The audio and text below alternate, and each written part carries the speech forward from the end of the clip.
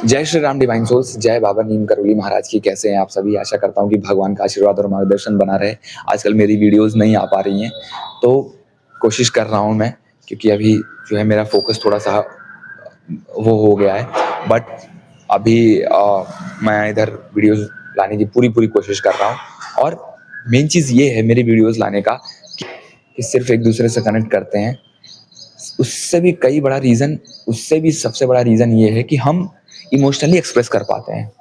ठीक है, इमोशनली जब एक्सप्रेस करते हैं तो हम अपने अंदर की फीलिंग्स को उसको एक एज अ गाइडेंस की तरह एक्सप्रेस करते हैं, तो हम एक दूसरे से कनेक्ट कर पाते हैं, तो सामने वाला बंदा भी रेजोनेट करता है।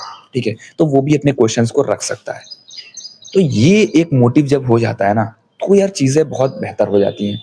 क्योंकि देखो, आज के समय पे क्या है कि सोशल मीडिया एक सबसे बेहतर चीज़ है अपने आप को एक्सप्रेस करने का।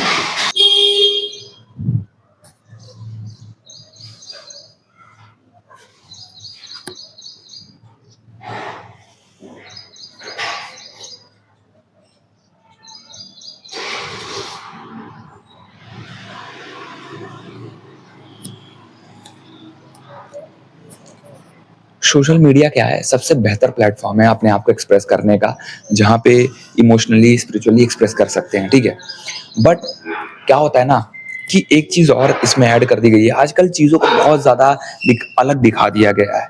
हर चीज़ों को एक अलग ही लेवल पे दिखा दिया गया है, जैसे मतलब पता नहीं क्या ही होगा। बट रियलिटी में वो चीज़ बहुत ज़्यादा अलग है ही नहीं। आपका बस सिचुएशन अलग है, इस वजह से आपको अलग लग रहा है। ठीक है, चाहे मेरी ही बात हो, मुझे भी ऐसा ही लगता था कि यार एक जैसे हम स्टार्टिंग में इनिशियल फेज में जब हम डिवाइन पाथ पे होते हैं, स्पिरिचुअल पाथ पे होते हैं, तो हमारे अंदर एक अलग ही फैंटेसी होती है, अलग ही वो होता है, पता नहीं क्या ही। बट समय के साथ पता चलता है, जब चीज़ें टूट रही होती हैं, जब हमें चीज़ें मिल नहीं रही होती हैं, या हम चीज़ों को अपने अकॉर्डिंग एक्ट नहीं कर पाते हैं चीज़ों पे, तब धीरे धीरे टूटता है कि नहीं यार, हमसे तो जो वो लोग हैं, जो लोग स्पिरिचुअल प्रैक्टिसेस नहीं कर रहे हैं, वो लोग हमसे ज़्यादा बेहतर हैं। ऐसे हम कंपैरिजन भी करते हैं, यार वो लोग ज़्यादा बेहतर हैं, क्योंकि उन लोगों के पास क्या है कि एक्चुअली में उनके पास एटलीस्ट उनके पास काम तो है, एटलीस्ट उनके पास ये चीज़ें तो हैं, एटलीस्ट उनके पास परिवार तो हैं। बट एक डिवाइन पाथ पे जो बंदा होगा, उसके पास ना परिवार होगा प्रॉपर, रिलेशनशिप्स भी बिखरे हुए रहते हैं। ठीक है, उसकी पर्सनल आइडेंटिटी भी ब्रेक हो जाती है, उसके जॉब करियर वगैरह कहीं पे भी स्टेबिलिटी नहीं रहती है। तो यार वो ऐसे में कंपैरिजन करने लगता है। बट वहीं पे सेम मोमेंट पे उसके अंदर एक अलग ही ईगो भी होता है कि यार हम इस पाथ पे हैं, तो ऐसा ऐसा हो सकता है। अब देखो, कुछ समय के लिए वो चीज़ें होती ही होती हैं।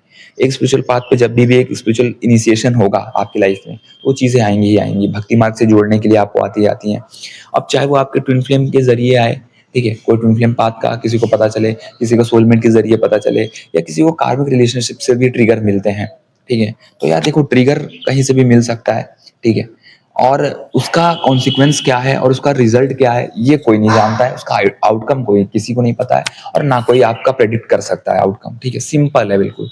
बट यस, जब यूनिवर्स के पाथ पे होते हैं, डिवाइन पाथ पे होते हैं, तो क्या होता है, एक चीज यहाँ पॉजिटिव ये होती है कि वो हमारा हर पल साथ दे रहा होता है, हर पल हमें रास्ते दिखा रहा होता है, हर पल जो है हमें किसी ना किसी के थ्रू गाइड कर रहा होता है, किसी ना किसी के थ्रू मोटिवेट इंस्पायर कर रहा होता है, हिम्मत दे रहा होता है आगे बढ़ने की, है ना।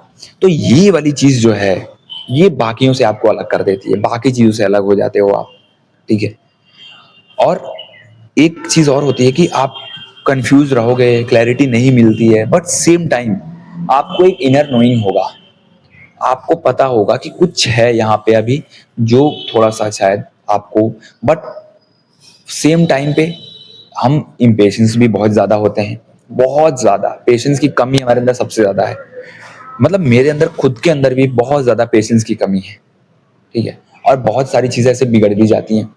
बट वही है कि जब पेशेंस सिखाना है यूनिवर्स को, तो सिखाएगा। ठीक है, बट हम कहाँ पे मार खा जाते हैं कि हम बहुत ज़्यादा भटकाव में आते हैं, हम बहुत ज़्यादा इधर उधर भटक रहे हैं, आंसर चेज कर रहे हैं, तब हमारे अंदर जो है कि पेशेंस का लेवल बिल्कुल ड्रॉप होते चला जाता है। ठीक है, हमें ऐसा बिल्कुल भी नहीं करना है। अभी जरूरी क्या है, देखो, अब बहुत लोगों का क्वेश्चन रहता है कि भैया हमारा पार्टनर ट्रिगर कर रहा है, ठीक है, या हमारे घर वाले ट्रिगर कर रहे हैं, या हमारे फ्रेंड्स ट्रिगर कर रहे हैं। अब यार वो देखो, जब तक ट्रिगर वो होगा, ट्रिगर का मतलब क्या है कि कोई ना कोई ट्रिगर देगा, जब तक आप अपना पाथ अलग नहीं कर लेते हो, तब तक आपको ट्रिगर मिलता रहता है। और वो अपने आप अपना पाथ भी तब अलग करते हो जब उन ट्रिगर से आप सीख लेते हो, आपकी सोल एक लेवल पे चली जाती है, ठीक है। उसमें भी आपको देखना पड़ता है कि क्या क्या चीजें आप टॉलरेट कर रहे हो, है ना। तो वो चीजें भी एक जो है फैक्टर होता है इसमें, सबसे बड़ा रोल प्ले करता है इसमें। बट सेम टाइम अगर हम कुछ चीजों को नो कहना सीख लें, बाउंड्रीज लगाना सीख लें, ठीक है। अब जैसे सबसे बड़ा क्वेश्चन क्या होता है कि भैया मेरे घर वाले बहुत ज्यादा प्रेशर कर रहे हैं शादी के लिए, ठीक है। अब शादी के लिए प्रेशर कर रहे हैं, अब शादी एक ऐसी चीज है कि आप चाह के भी खुद से एक्ट नहीं कर पाते हो। हाँ, आप लड़के ढूंढते हो, लड़की ढूंढते हो, ठीक है, बट योग बनेगा, जब बनेगा तभी होगी शादी। अब चाहे आप कल लड़की ढूंढ लो या कल लड़का ढूंढ लो और कल आपकी शादी तय हो जाए, बट शादी का योग अगर 1 साल बाद है तो 1 साल बाद ही होगा। उस बीच में जो घटनाएं घटनी होंगी वो घटेंगी।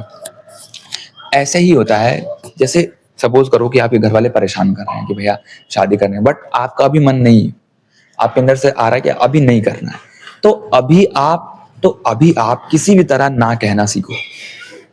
डीले करो, डीले करो, डीले करो, बट डीले इस वजह से मत करो कि यार कुछ है। जैसे सपोज करो कोई लोग ट्विन फ्लेम पाथ पे हैं, अब उनका यूनियन नहीं हो रहा है, ठीक है, अब उनके घर में शादी का प्रेशर है, तो वहां तो आपको स्ट्रेंथ किया जा रहा है, स्ट्रेंथन किया जा रहा है, वहां पे आपको आपकी स्ट्रेंथ बिल्ड की जा रही है। वो लोग प्रेशर दे रहे हैं, इधर आपको ये कि आप उनकी तरफ जाते हो, उनको चूज करते हो कि आप अपने पार्टनर को चूज करते हो। इट मीन्स जब आप अपने पार्टनर को चूज करते हो तो बेसिकली खुद को चूज कर, तो सबसे पहले वहां पे ये किया, क्योंकि देखो उधर से रिस्पॉन्स आ नहीं रहा है, घर से प्रेशर बहुत है, तो आप खुद को कैसे उस बीच में हैंडल करते हो, खुद के साथ कैसे डील करते हो, ये चीजें हो जाती हैं, ठीक है। और दूसरी तरफ जिन लोगों के जीवन में कुछ नहीं है, कोई पार्टनर वगैरह भी नहीं है, बट फिर भी उनको ऐसा है कि यार अभी शादी नहीं करनी है, तो आप मत करो। आप वहां पे बिल्कुल पूरी बुरी तरीके से ना कहना सीखो, चाहे कलेश हो, चाहे लड़ाई हो, चाहे झगड़े हो, क्योंकि वो लोग बस आपको एक बंधन में डाल देना चाहते हैं, उसके बाद से चीजें आपके हाथ से चली जाएंगी। बट अभी आप अगर कुछ कर रहे हो, अपने जॉब पे काम कर रहे हो, अपने पर्पस पे काम कर रहे हो, तो अभी आप प्रॉपर ना कहना सीखो, क्योंकि फिर आपके अंदर से एक ऐसा आ रहा है कि यार नहीं, अभी मेरा समय नहीं आया, अभी आप अंदर से तैयार नहीं हो, फिर एक चीज ये भी आ जाती है, ठीक है। और कई लोगों का ऐसा होता है कि ना करियर में आगे बढ़ पा रहे हैं, ना शादी हो पा रही है, दोनों चीज में स्टक है, और प्रेशर भी बहुत है कि शादी कर लो। अब वहां पे अब आपको खुद डिसाइड करना पड़ेगा। डिसीजन का मतलब ये है ना कि शादी में कुछ फैक्टर्स देखो यार, ऐसा होता है ना कि यार हम कितना भी कभी कभी कुछ सोचते हैं कि ऐसे पर्सन से शादी कर लें, ऐसा हमें मिल जाए, बट होता कुछ और है। उस समय पे ज्यादा लोड नहीं लेना है, देखो उस समय पे डिसीजन देखो कि क्या सही लग रहा है आपको, क्या चीज में जाना सही है, ठीक है। क्योंकि उस समय पे अगर दोनों चीजों में आप स्टक हो तो फिर भी एक ना एक चीज को चुनना पड़ेगा। अब एक चीज को अगर चुनोगे तो एक चीज को पूरा अवॉइड करना पड़ेगा, ठीक है। तब यही है, प्रार्थनाएं ही काम आती हैं फिर, ठीक है। फिर प्रार्थना ही है जो आपको आगे बढ़ाएगी, प्रार्थना ही है जो आपके लिए रास्ते खोलेगी। तो सारे कंडीशंस हैं इसमें, जवाब किसी का सटीक जवाब नहीं है, बट ये है कि जब बहुत ज्यादा फंसे हो तो प्रार्थनाओं का सहारा लो, ठीक है। और अगर डीले करने का दिल हो रहा है तो थोड़ा सा डीले कर लो, ठीक है। और अगर आपके एक दिमाग में एक पिक्चर है तो भी डीले कर लो, और अगर स्टक हो तो एक जगह डिसीजन लेकर बढ़ जाओ, तभी लाइफ मोमेंटम में आएगा, तभी भी लाइफ आगे ही बढ़ेगी, तभी लाइफ आगे ही बढ़ेगी, ठीक है। तो ये सारी चीजों को कंसिडर करना पड़ेगा आपको, क्योंकि स्टकनेस यार हर जगह है। अगर आप करियर में डिसाइड नहीं कर पा रहे हो वहां पे भी स्टक रहोगे, वहां पे भी एक चीज में एक्ट करना पड़ेगा। शादी में अगर डिसाइड नहीं कर पा रहे तो वहां पे भी एक चीज में एक्ट करना पड़ेगा। और क्लैरिटी किसी चीज की नहीं है, सस्पेंस पूरी लाइफ है, कंफर्मेशन कुछ नहीं कि कैसा करियर होगा, कैसा हस्बैंड या वाइफ मिलेगा, ठीक है, कुछ भी नहीं पता है। बट वही है कि अगर आप किसी एक चीज पे एक्ट करते हो तो शायद चीजें आगे बढ़ती हैं, फिर मोमेंटम आता है लाइफ में, ठीक है। क्योंकि हम एक इस लूप में आने की वजह से ऐसा फंस भी गए हैं कई बारी, हमें ऐसा होता है कि यार नहीं शादी करनी है, बट अवेकनिंग पाथ है, ऐसा हो जाएगा, वाइब्रेशन लो हो जाएगा, ये सारी चीजें भी हमारी लाइफ में ऐड ऑन हो जाती हैं, तब हम और सोचने लगते हैं। तो कुछ कंफ्यूजन्स को तो हमने खुद ही बना लिया है, थ्योरी रट के, थ्योरी देख के कुछ चीजें हमने खुद ही बना लिया है, क्योंकि हम क्लियर नहीं कर पा रहे हैं, समझ रहे हो। तो कभी कभी ऐसा नहीं है, कभी कभी समय इसीलिए भी निकल जाता है क्योंकि आप लूप में फंसे हुए हो, तो उस लूप को कभी कभी ऐसे भी तोड़ना पड़ता है, ठीक है। तो क्लैरिटी कभी कभी, अब देखो शादी ऐसी चीज है ना यार, बहुत लोगों की बहुत धूमधाम से शादी होती है, बहुत पैसे खर्च करते हैं, बट शादी टिकेगी नहीं टिकेगी इसकी गारंटी नहीं है। कई लोग ऐसा है कि बस नॉर्मल करते हैं शादी, बट चांसेस रहते हैं, है ना। सारी चीजें हैं यार, तो आप इतना कंफ्यूज क्यों रहते हो? आपको किसी एक ना एक चीज पे टिक करना पड़ेगा और उसमें आगे बढ़ना पड़ेगा। जय श्री राम, जय बाबा नीम करोली महाराज की।